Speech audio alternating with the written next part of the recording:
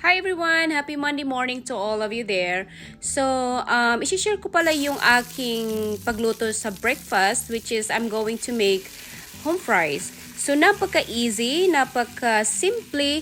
So, this is only my version of cooking. It is up to you how you make it. So, but for me, I very like simple, just like ground pepper, seasoned salt, and avocado oil.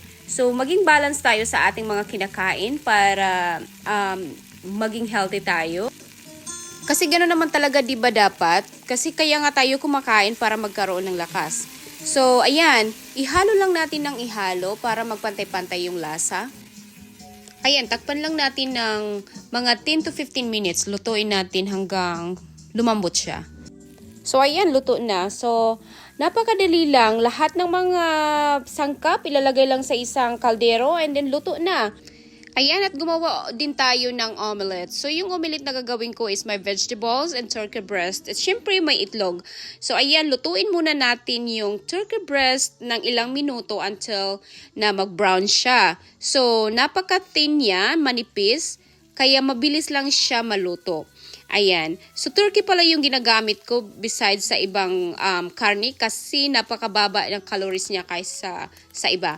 So, ayan. Lagyan lang natin ng onions, green and red bell pepper.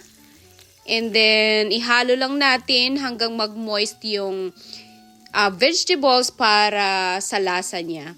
Ayan. Lagyan din natin ng broccoli. Iluto natin ng another 5 minutes hanggang medyo maglambot siya. And then, lagyan din natin ng ground pepper and salt. And that's it. Very simple. Wala na tayong ibang gagawin. Again, nasa sa inyo din yan kung ano ang gusto nyo sa pagluluto nyo, kung anong version ng pagluluto nyo dyan. So, this is only my version of cooking. So, ayan, luto na. And then, ilagay na natin yung beaten egg ko na mga 6 piraso lang dyan. Nasa sa inyo na kung gusto niyo maramihan na itlog. And then, maraming gulay. Mas maraming gulay, mas okay. So, ayan. Ayan. Lagyan din natin ng cheese. Yung cheese is very optional din. Nasa sa inyo rin kung ayaw nyo ng cheese or gusto niyo yung nagme-melt talaga ng cheese. Ako mas gusto ko na sa middle lang. So, ayan, breakfast na tayo. Ooh, we've got breakfast and coffee. Oh, yeah. Thank you for watching, everyone. Until next time, have a great day. Love you all.